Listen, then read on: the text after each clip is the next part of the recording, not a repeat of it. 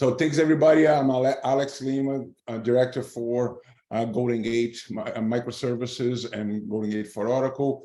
My session today is going to focus on microservices and how we deploy microservices. You're going to hear a lot about that today. We have a lot of information in a short period of time, so I'm just going to go ahead and start my slides here. See if I can get going. What's wrong? Okay, so last year during Cloud World, we announced that our classic architecture was going to be supported on 23C. So on 12.3, we release a new architecture. We describe it Golden Gate Microservices, and from that version until the current version 21C, we've been releasing both architecture in parallel. So up to this point, you had an option to deploy Golden Gate with classic or microservices. Going forward, 23C is going to be microservices only. When we release later on this year, it's going to be microservice only. So if you are already excited to go ahead and move it to microservices, and you see the potential of all the benefits that microservices bring it to you, a lot of items that we already described this morning. This is another incentive for you to start looking for an upgrade and migrate from classic to architecture. For new customers or new projects, we highly recommend you to start with microservice. There's a lot of benefits. I will touch base today on some of them. Remote operations, extensive metrics. There's an extended security feature that microservice has that we didn't have it in classic, that you can benefit of, and it's of course built for the multi-cloud that we've been describing earlier today. So a brief this slide itself, it's probably a 10 minutes discussion, but I will try to briefly describe what the architecture looks like. One important point that it's valid to mention is that your current architecture with classic extract and replicate, the way that you do capture your transactions and the way that you apply, that didn't change. That's still the same thing that you did. So if you think that when you go from classic to microservices, you have to completely relearn Golden Gate, that's not the case. Actually, the learning path, it's not that steep. What you're going to have to kind of understand and learn is all the tools that we built around those two components, and that's where the microservice comes in. So just to briefly describe, the service manager replaces the legacy manager, and then for every single deployment, and then in microservices, we have one installation of the microservice software, and within that installation, you can create multiple deployments. Every deployment comes with 4 different services, and those are the admin services, the distribution service. Distribution services actually replaces the legacy pump. Then you have the metrics service, where we collect all the metrics from the Golden Gate processes and report that to you. I have a couple of slides that it's going to demonstrate that. And we have a receiver service that basically also replaces the collector. That's basically a listener from the distribution service when you have a type of a mesh configuration. And around that, you have all the tools available to operate Golden Gate microservices that we didn't have it. And I will touch base that. That's some of your scripting, your client, your admin client that replaced the GSCI, and you have a nice and really cool web tool that you can access Golden Gate which you didn't have it. In terms of storage, we install Golden Gate in one your own file system, and you have your trail files, your data on a different file system. So every single deployment should have its own file system. That helps with life cycle, and I will touch base that in a minute. So those are the two options that we have for a customer deployment. This is a choice that customers have.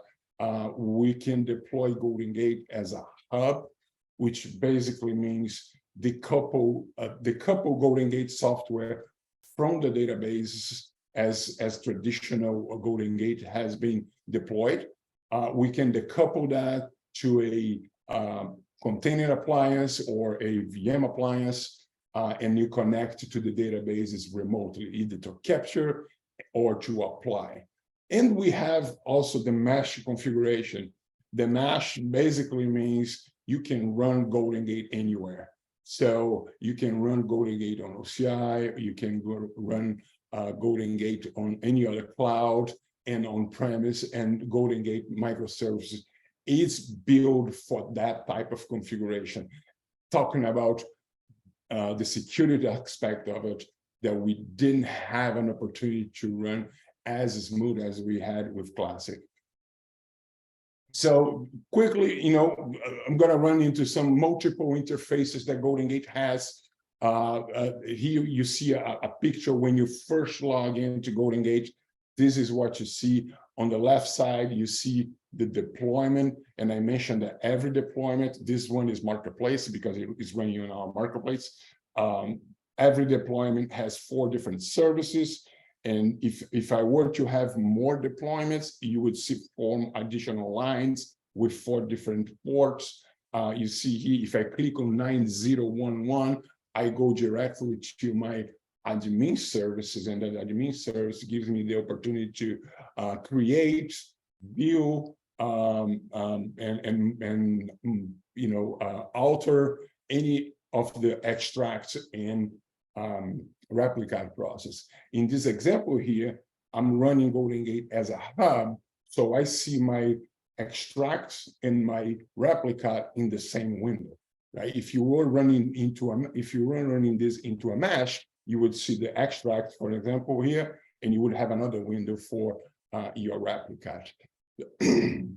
So this is an example how we configure our connections to the database. So if you're running as a hub, you have to connect it to your SQLnet, either to apply or to capture.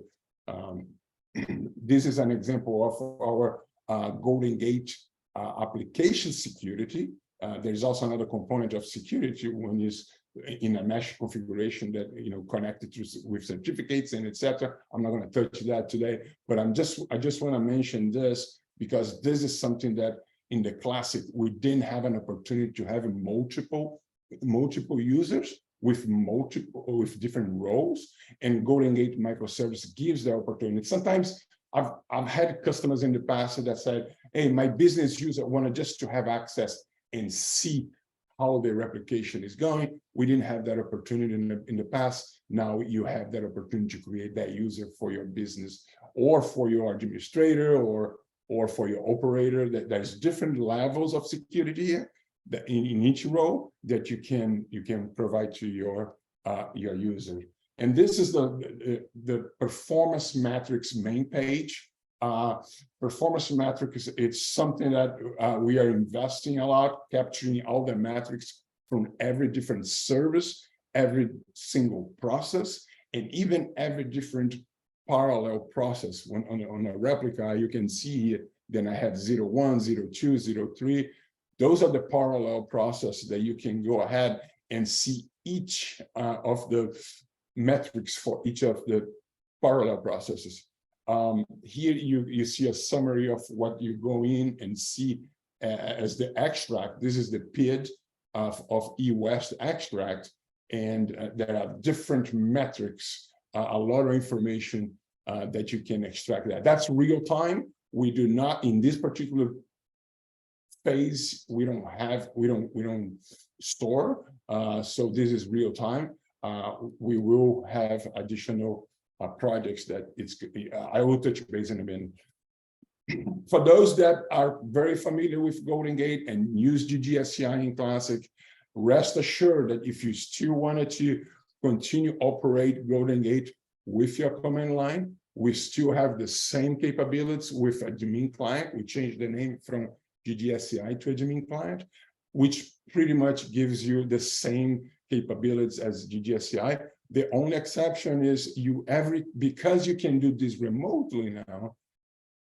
This is something that you when you log in, you have to connect to your deployment. So on line 7 here, you see my connect statement. That means I'm connecting to that West deployment, and then I can operate into that deployment. If I had another deployment, I could regenerate another connect statement and from the same location. That's one of the great advantages of Golden Gate. You can operate remotely. And here's the last one that I want to talk about in terms of infrastructure, how to multiple interfaces, which is everything that we do in the main client or in the web.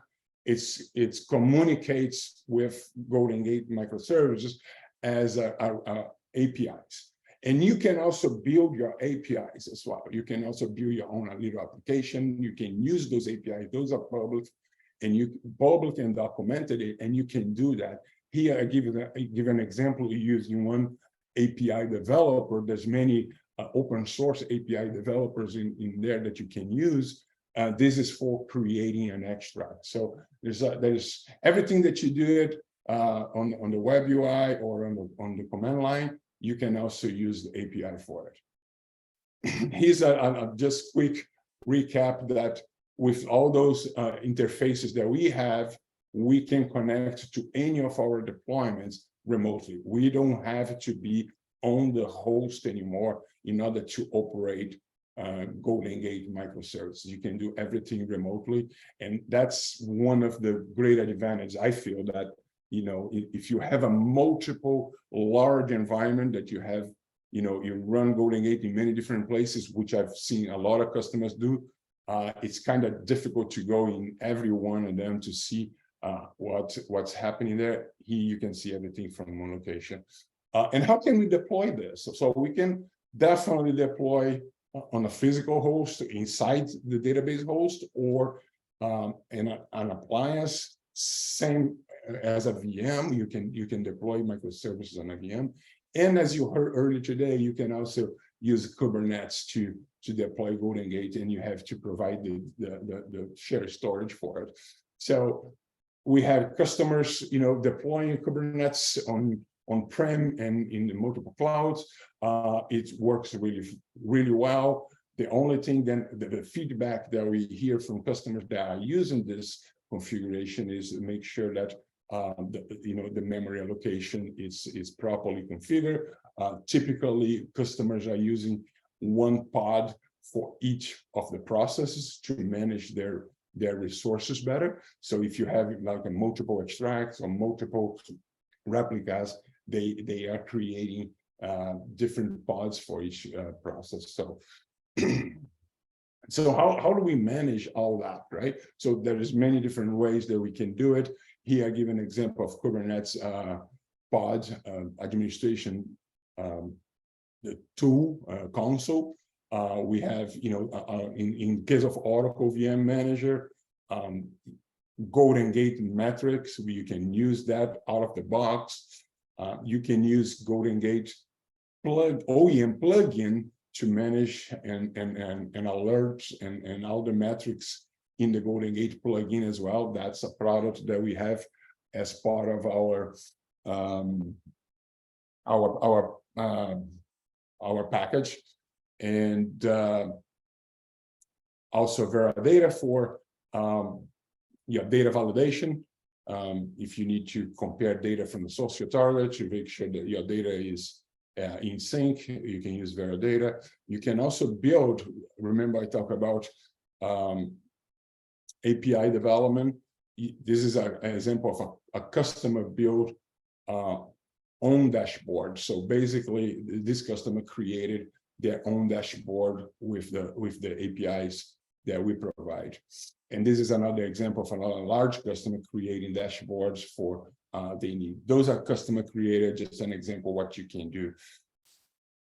Now, so in terms of lifecycle management, you know, in the past, it was really difficult to apply patch and upgrades. With microservices, a lot simpler.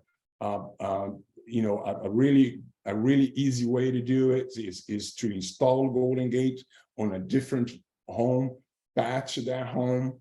You stop all the Golden Gate processes. You relink your Oracle home to the new home, and you can do that through a web UI, or you can do through a REST call. You relink that all your data files, trail files to the new home. Basically, it's a relink, and then you restart the process. Very simple process. That's why we recommend customers to go to 21C right now. That because when we release 23C, you're going to be able to go through this process pretty simple. So in general, the key benefits of Golden Gate, you know, like I said, microservices is our strategic direction. We want you to migrate as soon as possible, but I want you to explore the benefits of microservices. I don't want you to migrate just for the fact that you need to migrate, but I also want you to explore the benefits of it. So it's easy to use, you know, easy to automate, you know, it's to use the best capture and apply process. Like I said, you can remote have your administration, all your management and your observability remotely. Different types of security that you can use, simple to patch, and it can be deployed anywhere, like we talk about it. I have this, you know, table here on the left side that you can see pretty much everything that we had on Classic, we do have on microservices, with the exception of Pump. And the reason that we don't have Pump anymore, it's because we replace it with the distribution services, which has a lot more advantage in terms of the Pump. You can multi-thread it, it's more secure, you can use different protocols, and etc. So there's nothing on the Classic that you're not going to see in microservices other than the Pump. And this is my Jeff was talking about his favorite.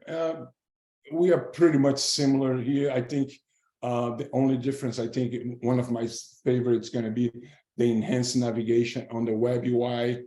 I think this is it's looking really great. Looking forward to see the new and easy to navigate web UI. Async API, like the pub subscribe type of feature, I think that's going to be great. Stats, telegraph, that's what we were talking about in terms of performance. I mentioned that in Golden Gate microservice today, it's a real-time telegraph. It's going to give us an opportunity to store and see historical data as well, in addition to use with stream analytics to manipulate the data in real time if we want. But telegraph is really exciting. I'm really looking forward to this feature because we're going to be able to see historical metrics information. Simplify high availability. This is a very high topic, as we saw in the pool.